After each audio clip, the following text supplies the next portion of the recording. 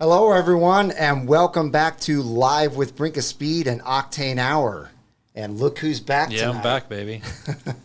Welcome back. We got Darren back in the studio with us.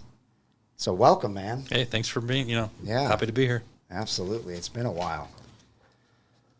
All right, so tonight we are going to talk about a few subjects. The ZR1 being pushed back to 2026, Z06 values supposedly plummeting, and the supposed 627 record that the ZR1 could do at the Nurburgring. So those are the three main things we're going to be talking about tonight. So how is everyone? Hopefully everything is good on our end. Let me look at the... Yep, we got an excellent status right now. And Sean Jones is on right away, giving a $50 super chat. Thank you very much, Sean. We'll go ahead and talk about the Corvette Invasion real quick. So for those of you who live in the area or in multiple states around the Texas area, I think there's people coming from 12 different states. Correct me if I'm wrong, Sean. But we already have a lot of people signed up for the Corvette Invasion from the 18th to the 19th of this month down in Bastrop, Texas. And we have a few special guests. So Octane Hour will be there, the crew from Octane Hour, and then we'll have Keith Cornett, Corvette blogger, will be there. We also have a poor connection now, so hopefully that doesn't do anything to the stream. We also have Steve Garrett from Corvette Today podcast. We also have Rick Connie coming.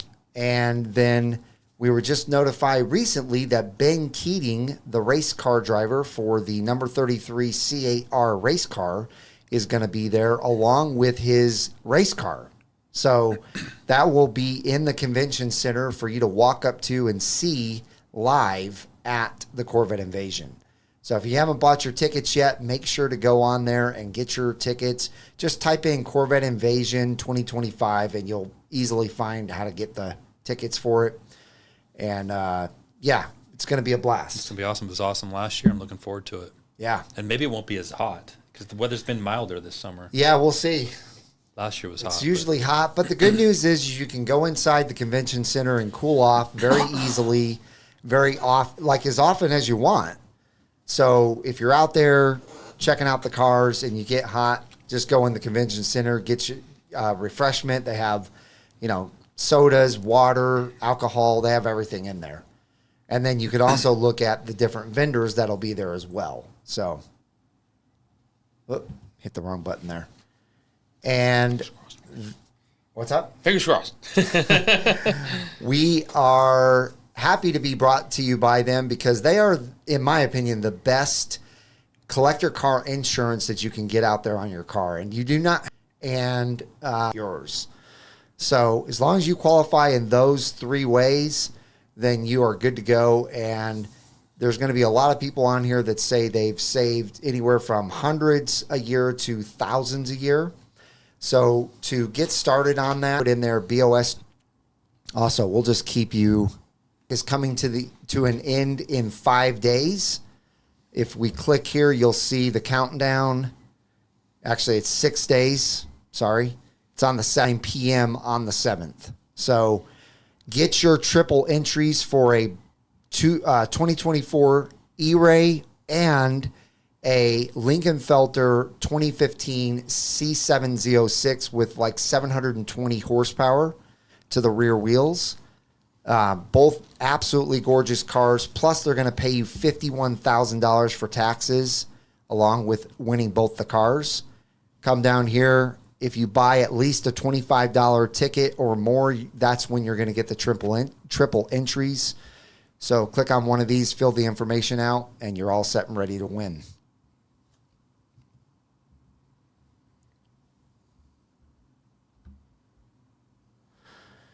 Anything new you want to tell us that's been going on since you haven't been on the show? No, or? just staying busy. Didn't know if you wanted to talk about anything in particular. Well, we're happy to have Darren back. And let's get into some of the things that we were going to talk about before the main subject. So apparently the second quarter of 2025, the sales have been down for Corvettes. And Keith Corvette Blogger and Mid-Engine Corvette both put up articles about this just recently. Actually, it was today they put it up.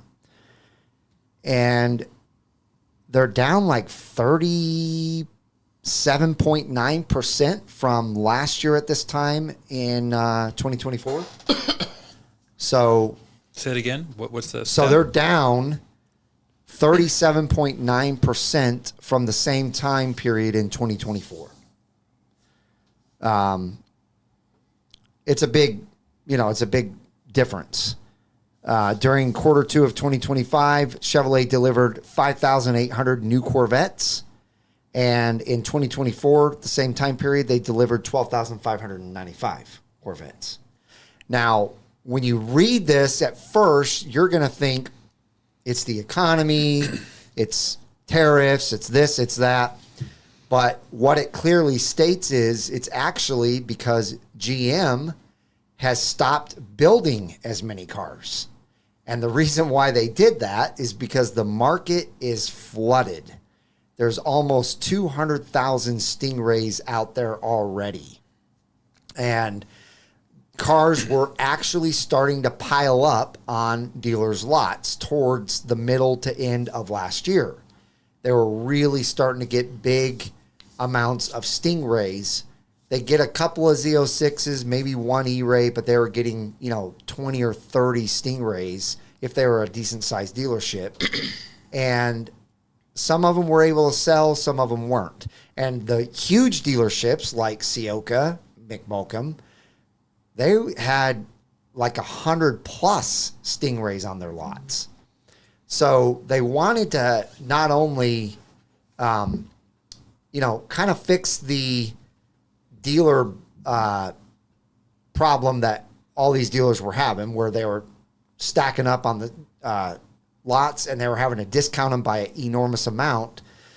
But it also really helped the values on them as well. The Stingray had kind of started to tank on values.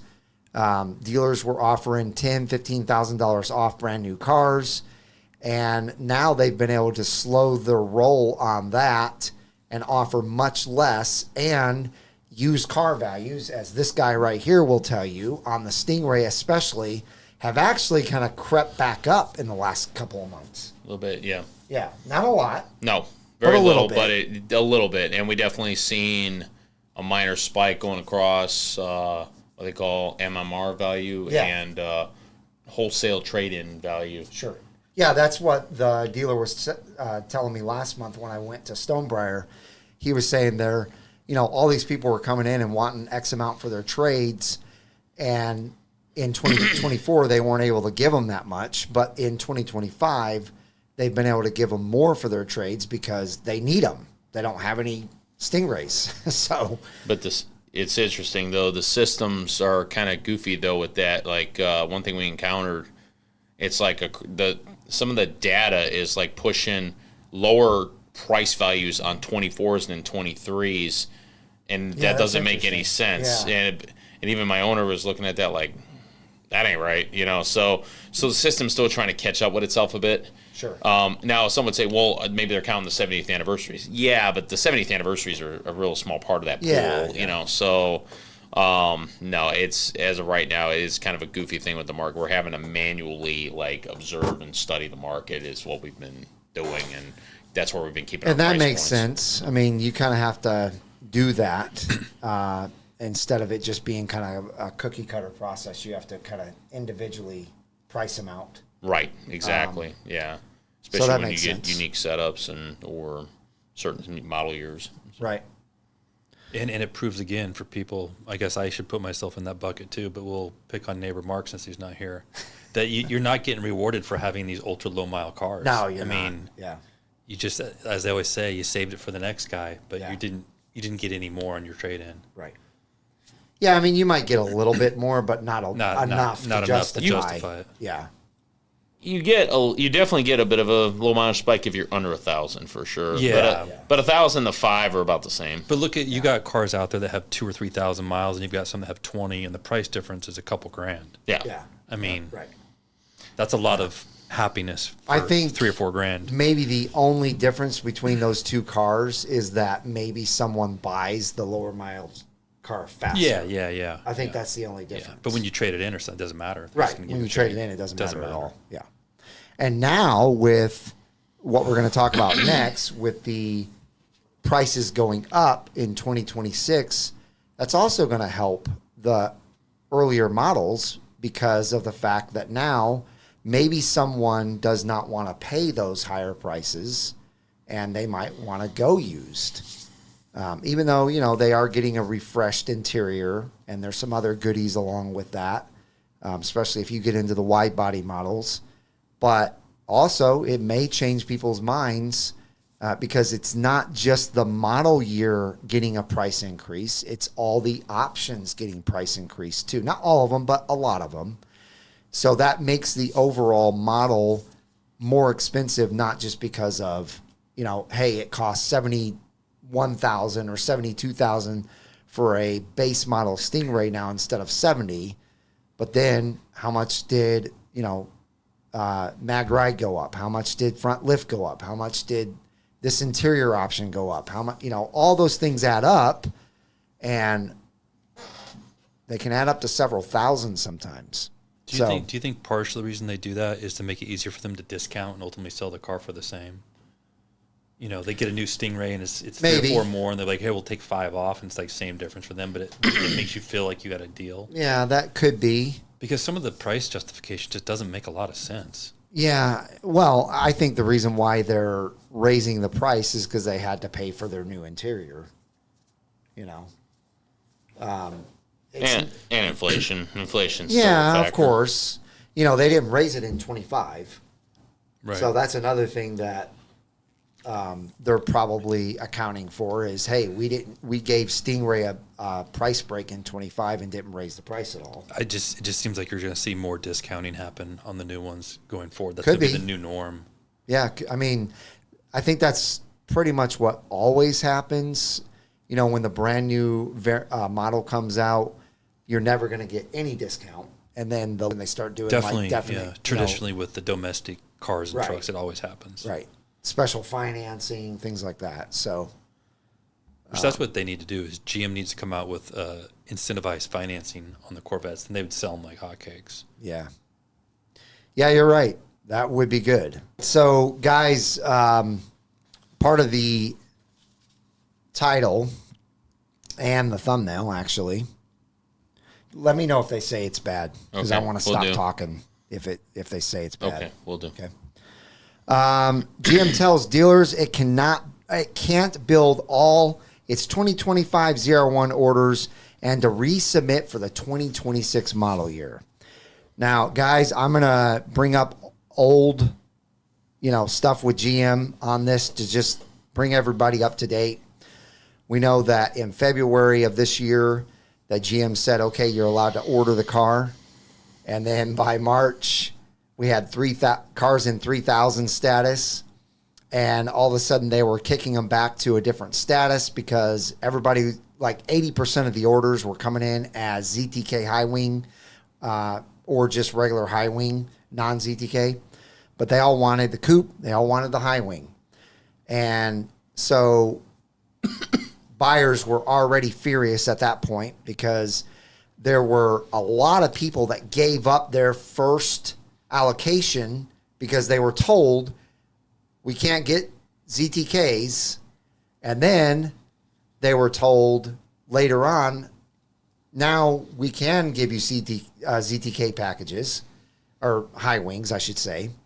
And so there was a bunch of people that had the number one allocation at their dealership, gave it up, and then the next person in line took it, thinking they were getting a low-profile spoiler ZR1, and ended up being able to get a high-wing ZR1. So big screw up there. It was a heated thing with the folks out there that, They were mad at their dealer. They were mad at GM. It was a big deal. Then GM seemed to get things under control. They found somehow some high wings, and they said, all right, now we've got enough high wings. We're going to be able to build the amount that was ordered on that first allocation cycle, and we've added up how many we're going to be able to do total for ZR1s for 2025, and it's only going to be like 302. And then I heard 310. This number was right or wrong, but it was right around that 300 number. Well, now we have a different thing from GM, and now they're saying not only are we low on parts again, but because of July, our folks at the plant getting 2 weeks off, when they come back from that 2-week hiatus, that they're only going to have 15 days to build cars, and they've only built 65 so far, ZR1s.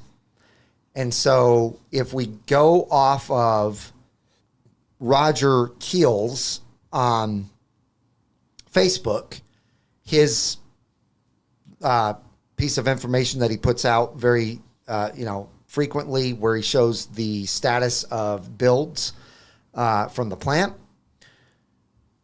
they're estimating about 100 ZR1s are going to be built, and that's it for 2025. Now, I'm going to let you guys read the rest of this article. It's linked in the description below. We're going to go back to our main camera because we're going to get into what even gets worse than what we just talked about, is the fact that now the owners are not only mad and pissed off at what happened before, but now you've got all those guys that got treated that way back in March and April are now being told that they're going to have to buy a 26 instead of a 25. And as far as we know, it looks like they're all going to have to pay the higher prices for the 26. Now, I'm sure there's going to be some of those people that are like, you know what? I don't care. I really wanted the new 2026 interior anyway. I wanted all the new stuff. I wanted the new brakes because, the 2025 ZR1 had 6 piston calipers in the front, and now it's going to come with 10 piston calipers in the front. But you're going to pay a lot more for those brakes, even though you're not really buying the brakes. If you order that ZTK package, it used to be $1,500. Now it's $4,395. So there's a giant difference in that all by itself, let alone the $7,200 that the ZR1 went up from 25 to 26. So quite a big deal there. Yeah, it's surprising they didn't do that grandfathering of those people, the prices. So I think the reason why, and the article states this, the reason why everybody was grandfathered with the 21 to 22 is because they made an early change on that pricing in 2021 before the 2022 came out. So if you already had, or what, did I say that right? It's something to do with the way that they priced it in 21 to 22. If you already had a 3,000 status 2022, which I know you were one of them that did that. Yep. Mark, I think, was Same one deal. of them that had that. And then remember what the dealer did? Instead of just giving you the car for that price, they had to charge you the new price, get a check, and then give you a rebate. Yeah. They gave you a check for the difference. So that was something that was able to be done back then that does not look like it will be able to be done with the ZR1. And, I mean, I don't think GM's going to do that. They may, but I don't think they're going to. No, because unfortunately there's 10 guys behind every guy that has an order in that will be like, yeah, I don't care. Give it to me. yeah. I'll pay the extra. So the demand for the ZR1 is too high. And so anyway, it just sucks, though. It really sucks that I think GM should have listened to a few people back in January, or maybe it was even December, when they said, let's just make sure that the ZR1 comes out perfectly and there's no issues and make it a 2026 instead of a 25. I think that's the only way they should have gone, because now they've embarrassed themselves. Are they going to suffer for that? Probably not. In the short term. In the long term, I think it has consequences, because you're going to have serious car buyers that normally would buy $500,000 to maybe $1 million exotic supercars that were saying, holy cow, this ZR1 is really something. And now, of course, the ZR1X is even more something. Right. That are going to go, man, this company can't get their stuff together. Why would I do business with a company like that, and I'm spending this kind of money? Yeah, the novelty wears off pretty quick. Yeah. I will note, though, I mean, to be fair, looking at this in historical hindsight, there is the glass half full, glass half empty thing. This sucks no matter what, and, I think there needs to be some consequences for those that let this kind of thing happen, if possible, assuming it was something in control. If there is, they're really going to need to look hard at that. To get this situation correct. Obviously, there may be some things well out of their control. But other brands have been through this, too, in the past. I mean, let's not forget, just a few years ago, McLaren was having cars catch on fire sitting in parking lots. I mean, you got to look at the bright side. At least you don't got cars, you don't got Corvettes catching fire in showrooms. I mean, it could be worse, Yeah, I mean, but that was a small smidgen, of the true, maybe the car or the manufacturer. I feel like that would have been an easy warranty issue. It would have sucked, but it would have been a warranty issue where GM would have just said, okay, here's a new car. But for them to stumble and fall as many times as they've had with the C8 period, and then to bring out the king of the hill, the best of the C8 variants, and stumble and fall. Which raises a question. There's definitely, for the engineers and the marketing, you got this level, and then something's going on here in between before it gets to the plant. We talked about this briefly a couple lives ago. I mean, I raised the question, is it a supply issue thing? Is it supplier issue? I mean, have they gone too dedicated to imported parts? I mean, is it, did COVID really knock out all their suppliers and they're still struggling to find new contracts? Is it a union thing? Is it a political thing? Who knows? I mean, we obviously don't see this whole picture here. I'm sure the powers that be and GM do know the picture and they know what's going on. And maybe heads are rolling because of this and they're just trying to get it right. I don't know. Or they're just rolling with it. I mean, obviously, they got a lot on their plate right now. They just had that massive recall on the 6.2s for the trucks. That's not doing GM any favors, that's for sure. I don't know. Regardless, though, I feel like they rushed it, and there's a lot of people out there that are they work for, Chevrolet, not GM, but Chevrolet, and they agree. They think that this was rushed. They also think the ZR1X was rushed. I won't get into that. But at this time, I just think that they could have done things better, and they didn't. So we'll just see what happens from here. Hopefully 2026 is better, and they're able to deliver a lot of ZR1s in 2026. But as of right now, I think they're only building like 2 or 3 a day, so they're not doing very many. So we'll just see what happens. Real quick, though, before we go to the next thing, there are a lot of people in here and not enough thumbs up. Please help us with the thumbs up button. It really helps YouTube know that you're really enjoying the content and helps support the channel.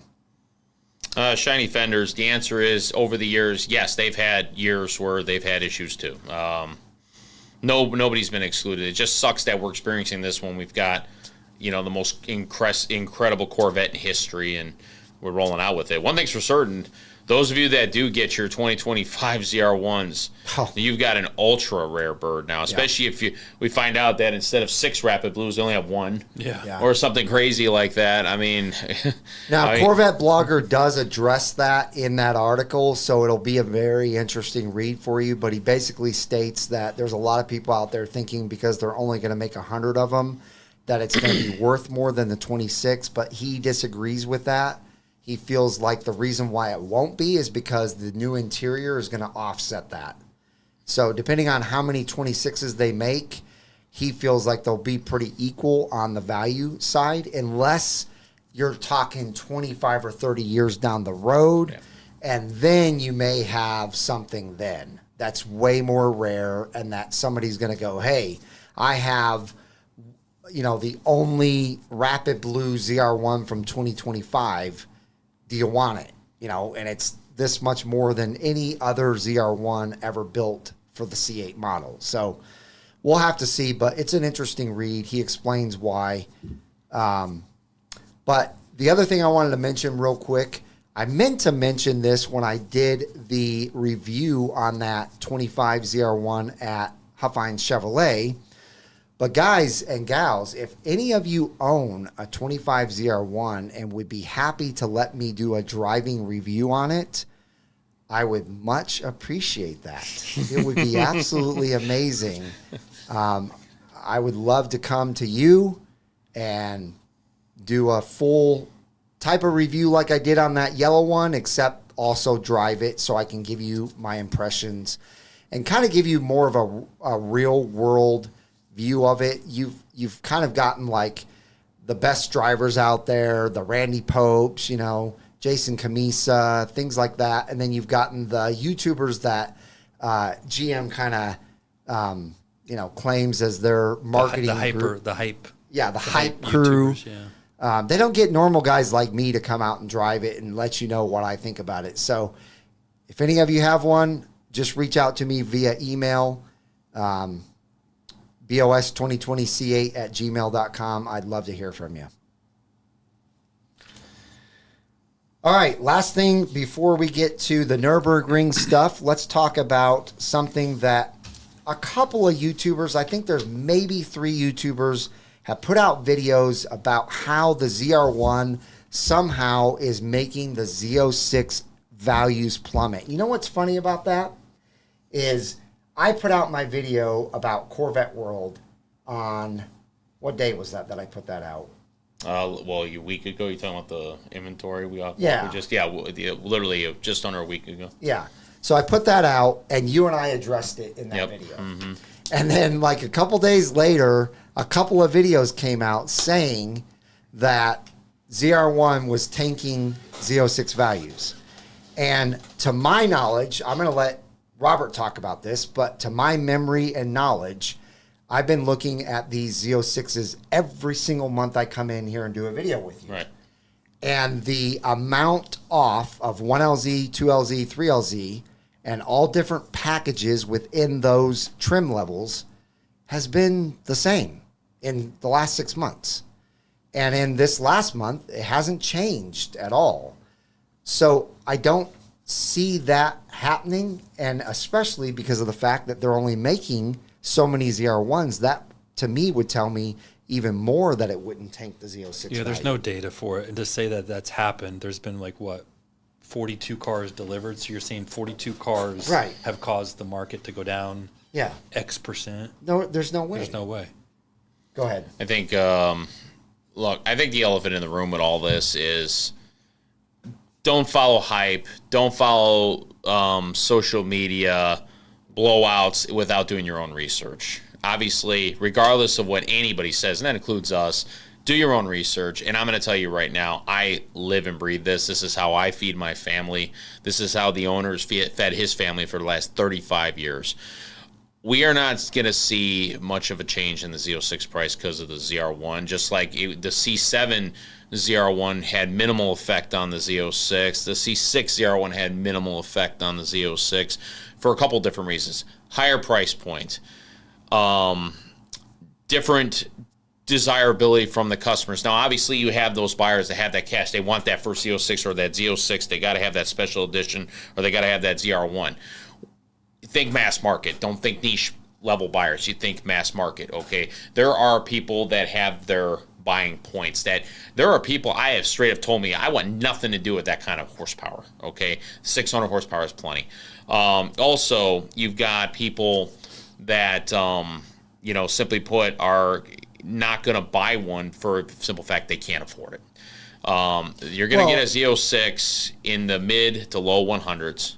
ZR1s are going to be, first off, you got the 1 year retention. 1 year retention. and we talked about this previously, you are not going to see one with a warranty on the used market for at least a year.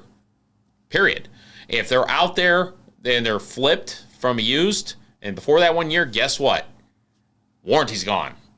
Yeah, no one should want to buy that car with no warranty. Most people don't want to fiddle with that any more than they wanted to fiddle with that with the C8 Z06. Okay, and I know because I've been beaten over the head about every Z06 I've had in here during the first year of these things. Is it still in a warranty? Is it still in a warranty? Is it still in a warranty? Holy crap. And I went through that with the Z06. You think with a car that costs that, especially with the upcharges, they're going to cost that much more, that we're not going to go through that? Oh, no. And there's not going to be as many of them. So well, and there's a real simple connection to all of this, and that is the same people that are saying that now are the same people that predicted that the C7 ZR1 was going to lower the value of the C8 or C7 Z06. And they also predicted that the C8 was going to lower the value of the C7, and it didn't. We had a minor setback with the C7 in 2020 when COVID hit, but as soon as that got over, the C7 has risen, and it's been high ever since. So I just think that I wanted to discuss it. I don't know how many people saw the Corvette World video that came out last week, but we discussed it towards the end of it. So if you didn't watch the whole thing and you didn't see that part, I wanted you to hear it on here. That I think that's crazy. I think what's happened is just the market is a little more saturated, obviously, because it's been out for, 2023 model, 2024 model, and now 2025 model. So 3 years of Z06. I think there's like 16 to maybe it's even 20,000. I think it's over 20,000. Yeah, I think it's over 20,000 Z06s. It's saturated. And, it's not. It didn't help that when that car came out, certain people were getting $100,000 for it over sticker. That didn't help things at all. And it also didn't help that I believe GM overpriced it. I think GM should have priced it back in the, probably 90s, like low 90s. And they priced it at 106.5, I think is what the starting price was. So it was probably a little over $10,000 what it probably should have started at. And so that didn't help it either. Once the normal depreciation started kicking in, you were kind of already underwater $10,000. Yeah, and those dealer markups of even 5 and 10 and 15 grand, right. That stopped a lot of people from getting on a list or putting their order in, right? So they were like, I'm not going to do this. And we saw it at Classic and other places. So their list went from massive to nothing. So then they were ordering dealer stock. And look, if I'm buying a $150,000+ car, I want the car that I want. So now when I walk into Classic Chevrolet and they've got 1 or 2 or 3 or 4 or 5 sitting there, if I'm really going to buy one, I'm like, I don't have to have it today. If I'm buying that red car, I really want a black one, I better get a deal on it. They're like, well, what do you want to pay for it? Because they're sitting on these cars, and they were just blowing them out. So that hurt our values. But now you could make the argument, maybe Z06 values actually start to strengthen, right? Because people realize a ZR1 may take me forever if I ever get one. And like Robert said, it's over $200,000 car. Correct. And then you factor in the cost of ownership. Some people have already talked about the insurance cost. Oh, yeah. It's 50 to maybe 100% more depending on your situation of your record. And maybe we start getting a couple of these out there and guys start tolling them pretty easily. Then all of a sudden it's a game changer of cost, just like when the Viper came out. Right. So you start factoring all those things in. You're like, you know what? I can go to Corvette World, talk to Robert, buy a really nice Z06 with almost no miles that had a $160,000 sticker for $120. Why wouldn't I do that? You know what? And have you seen the guy on YouTube? His name is Wheeler. It just says Wheeler. He has a white The guy in Florida? Yeah. So that guy, I just watched his video about him breaking his car in and actually getting on that ZR1. You guys should watch the video. He says exactly what I said a year ago, which is you get on the ZR1 and you're doing triple the speed limit like that. Yeah. And you're going to jail. It's a felony in Florida. It's a felony here in Texas.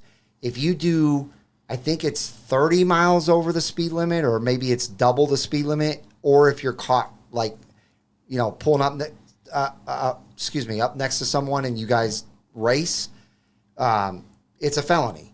And so he says multiple times on that video that it's like, yeah, it's fun owning this car, but I got to take it to a racetrack to really even have fun with it. Yeah, and the new Car and Driver, it's on the cover because I have it. And they talk about one of the write-ups, people that did the review, he talked about with cold tires, just even on a warm day, it's like being on an ice skating rink with that car.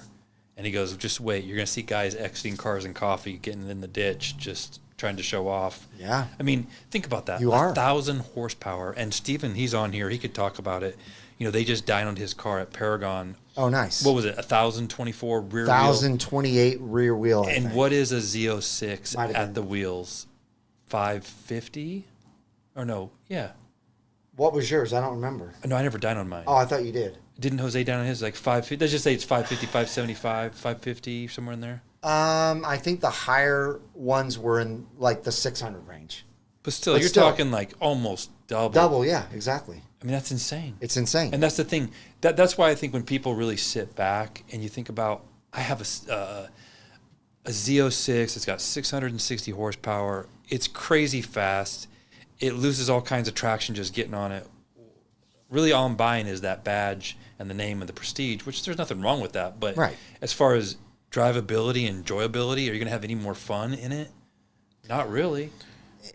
Yeah, and here's the thing. Like, the Stingray is what Taj bought to retire, or maybe they gave it to him. I don't know. That's what he's driving now in retirement. He told everybody, I'm driving a Stingray. He didn't get the ZR1. He didn't get the Z06. He didn't get the E-Ray. Because the Stingray is already a crazy powerful car. It's already a blast to drive. I enjoyed every moment I was in my Stingrays. The E-Ray is even crazier than that. The Z06 is even crazier than that. And I said from day one, the ZR1 is a little too crazy. Actually, we heard from Doug Feehan last year at Corvette Invasion. He kind of let the cat out of the bag. We asked him some questions way before the ZR1 was put out to the public, and he said, it's too much car. And this is coming from a race car driver, a race car crew chief for Corvette for, 30 years? It's too much car. Yeah. Well, so, Steven just chimed in here. He said at Paragon they had to warm up the tires before they put on the dyno. I don't doubt it. I mean, I don't doubt it. It's 1,000 horsepower. Okay. It's insane. And it's not 1,000 naturally aspirated horsepower. It's 1,000 twin turbo horsepower. And regardless of what GM has told us about those turbos always being spooled, they're not.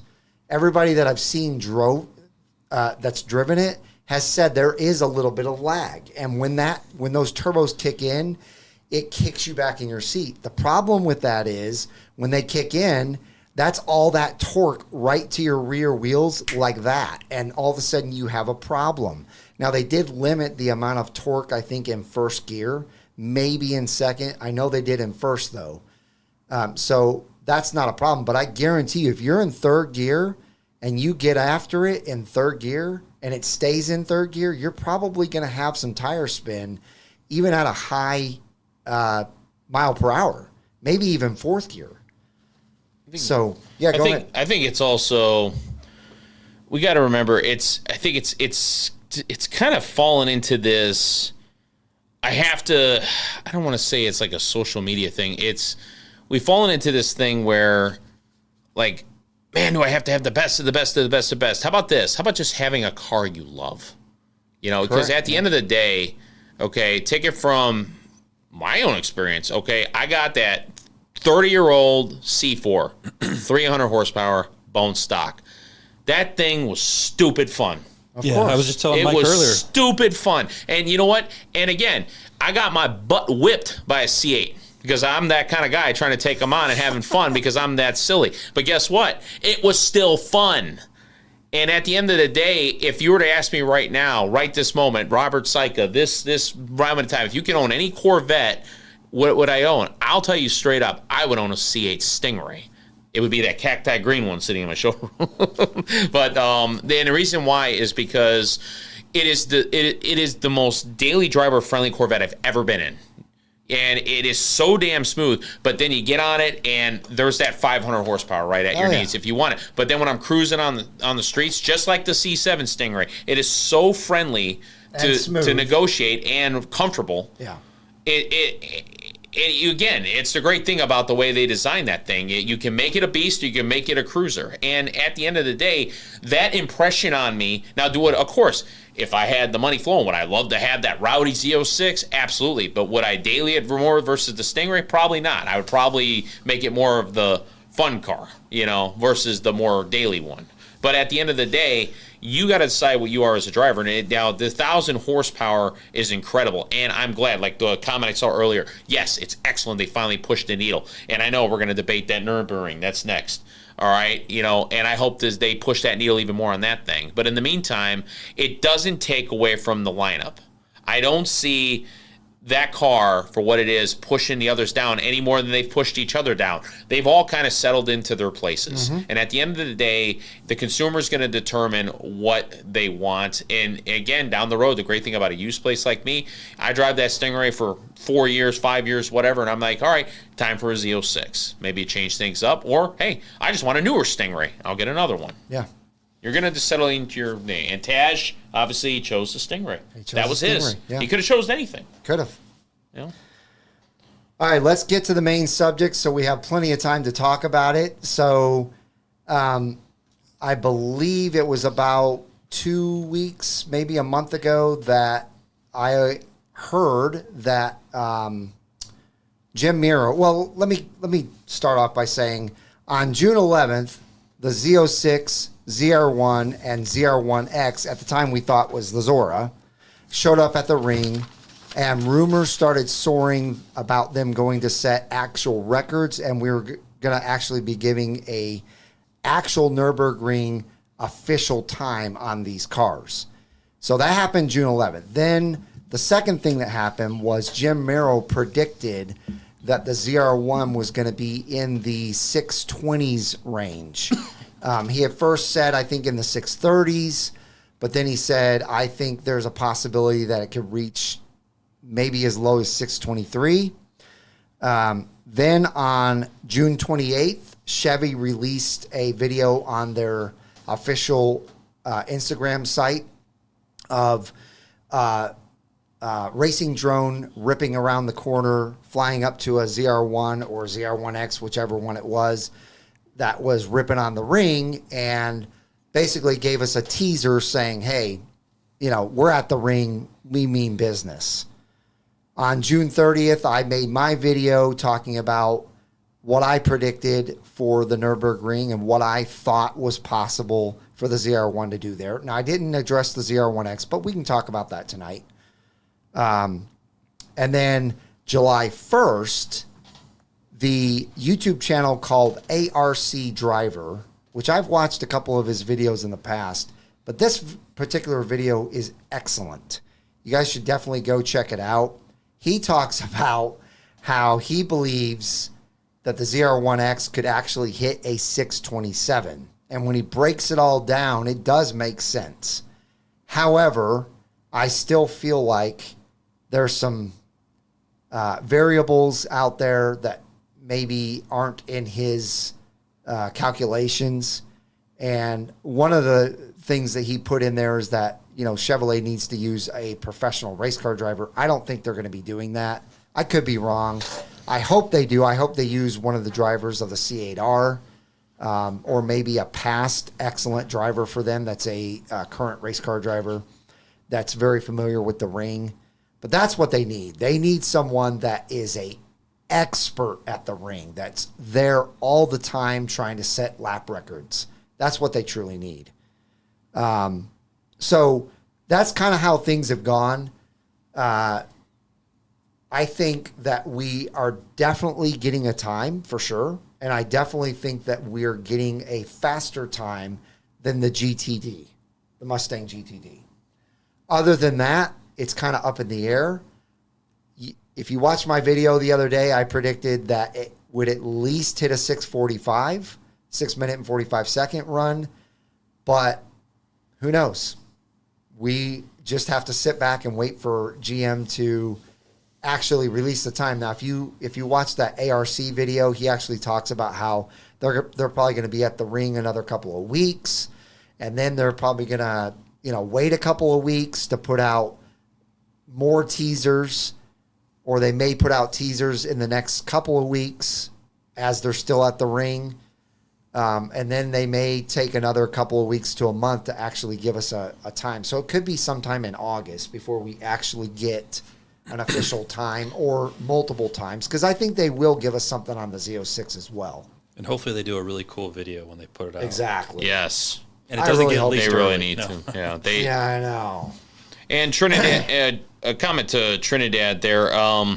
Keep in mind that 710 was not done officially by GM. That was a private party, and it was not on a closed out reserved track. So the fact it did that good under those circumstances was actually already really good. And again, completely different platform.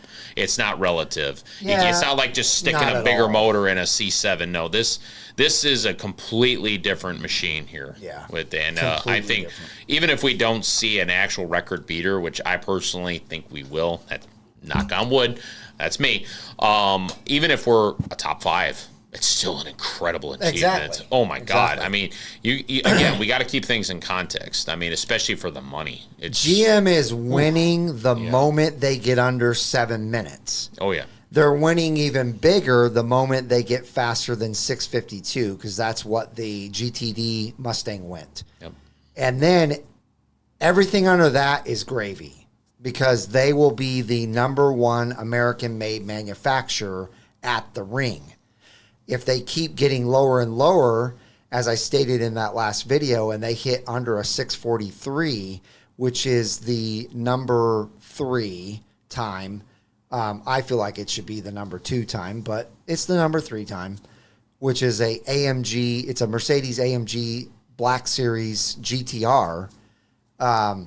Then they've really set, themselves up in the world stage to impress everyone, because, I mean, that's just crazy. The next car above them is pretty much a race car. It's a GT2 RS, but it's a special edition of the GT2 RS. It's got, coilovers. It's got all these things done to it. It's not any more powerful, but it's got extra aero, extra suspension, all these different things. And then the #1 car is a race car, and it's a $3 million race car. So if they don't beat either one of those, I don't even care. If they beat the normal production Mercedes AMG Black Series, that's going to be huge. What was the best time before this go around with the Z06? It was low 7s, right? Or did they ever really get clean times? We never had ever. clean You're talking time. about the C8 Z06? Yeah. So the GM has never told us what they got with the C8 Z06 as far as like going out and doing clean laps. So I All think they've told us is what the engineer got going out hitting traffic. Yeah. And he said his best time was a 710. Not only that, and I'm going to tell you, they owe it to us, the Corvette fans, to give us Z06 times. Yeah, I would be more excited about that. Let's see Because at the end of the day, a 650 something or even a high 640 something, C8 Z06 would be incredible.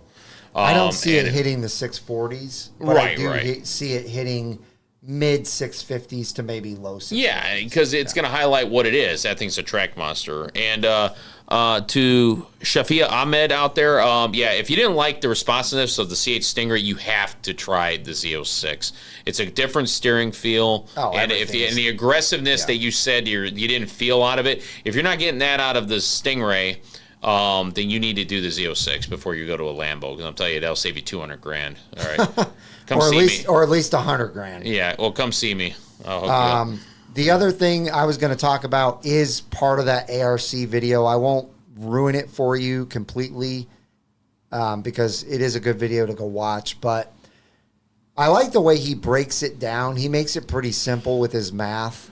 But the easiest thing that he talks about at the very end is GM, when they went out to the 5 American tracks, it's actually 4 American tracks, and at one of them they did 2 separate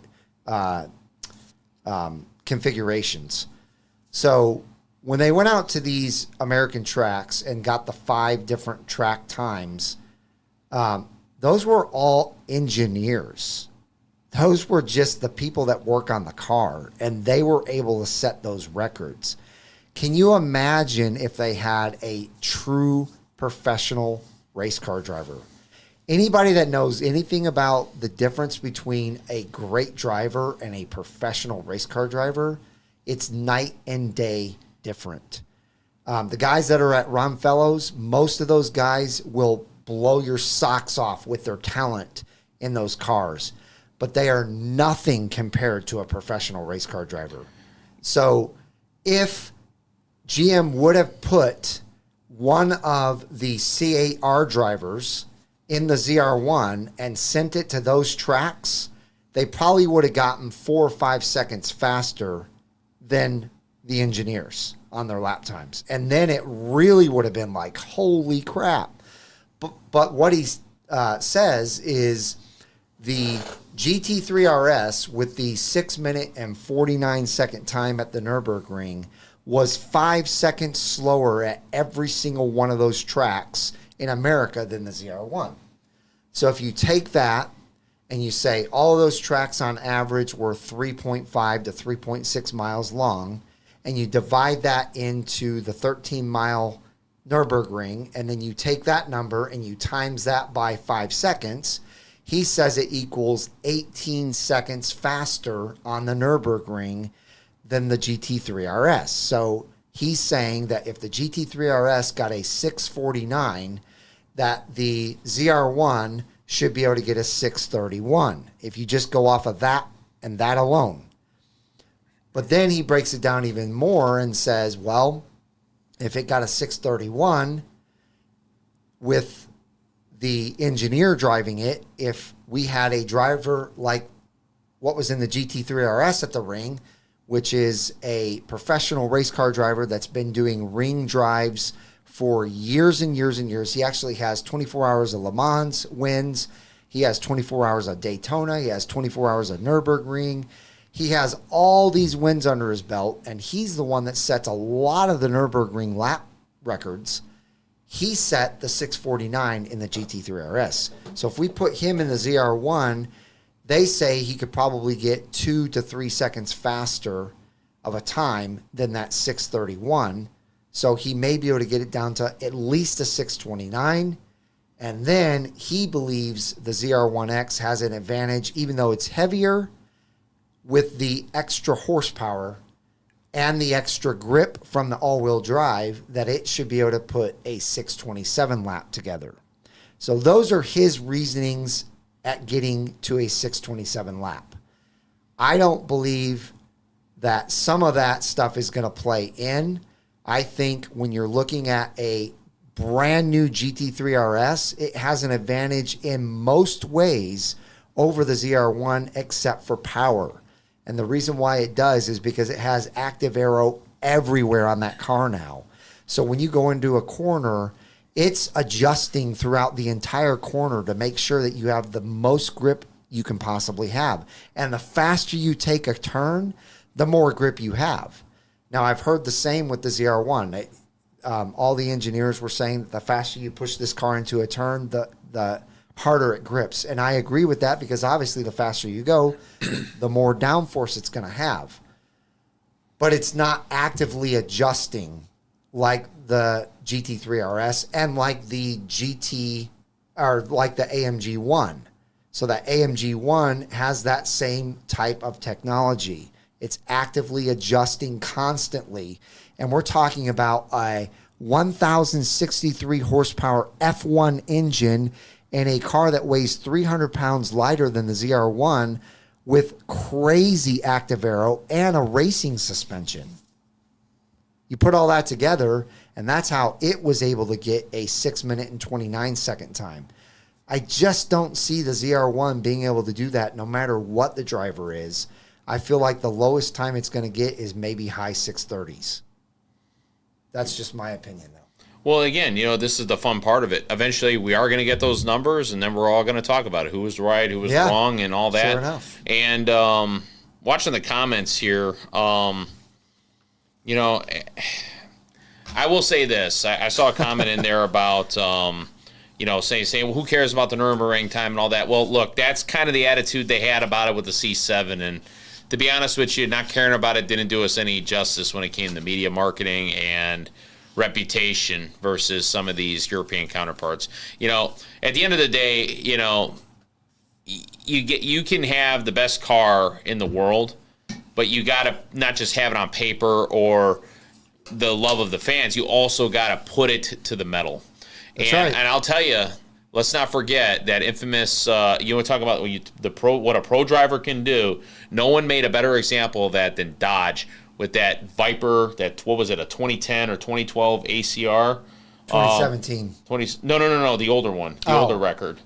It was an older one. It was that older body style. Okay. But they had that low time they held for like 3 years at the Nurburgring because they had one of the best damn drivers in the road. The driver makes all the difference. Oh my God, that guy! That was that particular Viper was getting smoked by a lot of the competition that it smoked on the Nurburgring. Why? Because the driver mod was incredible. He was one of the best drivers in the world. You take one of these machines, you throw one of these pro drivers in there, oh my God. Woo. Yeah, and like I said on my video the other day, the reason why I believe Chevy actually has to give us these times is because they put themselves in a totally different category now, and they've realized that the people that are buying, the caliber of buyers now is demanding that. Yep. They are not going to not demand it because all the cars that they buy are tested on the ring. And somebody put it is the gold standard. It is the gold standard. None of the tracks in America can come close to what the test is at the Nürburgring. Not even close. The Nürburgring is the most dangerous track in the world as well. You can mess up very small and you have very large consequences for a small mess up. So the driver has to be perfect, and they have to be a little scared throughout that entire drive because, like I said, you just mess up very tiny and have large consequences from it. One more thing. The other thing, General Lee made a very good point. The GT3 RS also has all-wheel steering. That's an advantage all by itself. So when you put all those together, I know it has half the horsepower, but it handles probably twice as good as the ZR1, and it has over 600 more pounds of downforce at a lower speed. It has 1,895 pounds of downforce at 177 miles an hour. The ZR1, you have to be over 200 miles an hour to get 1,200 pounds of downforce. So it's a pretty massive difference. It'd be interesting to measure like the technical turns because Nürburgring has some really tight technical turns on it, right? Which and you don't typically, like Coda doesn't have that. On top of that, the GT3 RS is like 3,100 pounds as opposed to 3,900 pounds. Yeah, that math doesn't add up. But like you said, Ark in his video, he builds a good case. He does. He builds a good case. Yeah. So at least he puts some thought behind it. Yeah. But I agree. But it doesn't matter if they're in the 640s. You do the dollar to time ratio. It's still something to be proud of. And at the end of the day, you got to play the game. Look, the ZR1 and the ZR1X are hypercars, period. So if you're going to play this game, you got to play on the field that the hypercars play, and Nürburgring is the field. The only thing I wish they would have done, and maybe they didn't, we just didn't see it, is they should have wrapped it like in the American flag. So as it's going around the track and breaking the record, they could have They did put it on the front. They put it on the hood at least, right? Yeah. But I made it make it really apparent though, not like Well, they're gonna twist it. They're gonna have that infamous birdie moment with the guy with the Nurburgring, the flag. Like when he's doing the flag instead of the finger, he's doing the flag, and that'd be great. All right, guys, we're over time. I hope you enjoyed those subjects. Some of them were a little unpleasant to talk about, but the last one was the best, and that's why I saved it for last. We're just so blessed to be in this era right now. We are truly in the golden age of cars. To be able to get a 1,000 horsepower ZR1 with a full warranty. And by the way, while I was at Huffines, the finance manager came up to me and started chit-chatting about everything. And he was like, by the way, I can put a 10-year warranty on this car. And it's bumper to bumper for 10 years. So can you imagine owning a 1,000 horsepower car with a 10-year bumper to bumper warranty? You have no worries for 10 years. And it's a pro-rated warranty as well. He made that a point. He said, whatever you don't use, when you sell the ZR1, you get it all back. So pretty amazing stuff. Like I said, we're in the golden age of cars, and it's just exciting. So again, if you haven't smashed the thumbs up button, please do on your way out. Also smash the subscribe button. I hope each and every one of you have a wonderful rest of your day. And happy Independence Day, everybody. Yeah, Definitely. We're having the 4th of July here USA. in 2 days. So happy almost, I guess it's 249th birthday, but happy Independence Day. So you guys have a wonderful rest of your night, and we'll see you on the next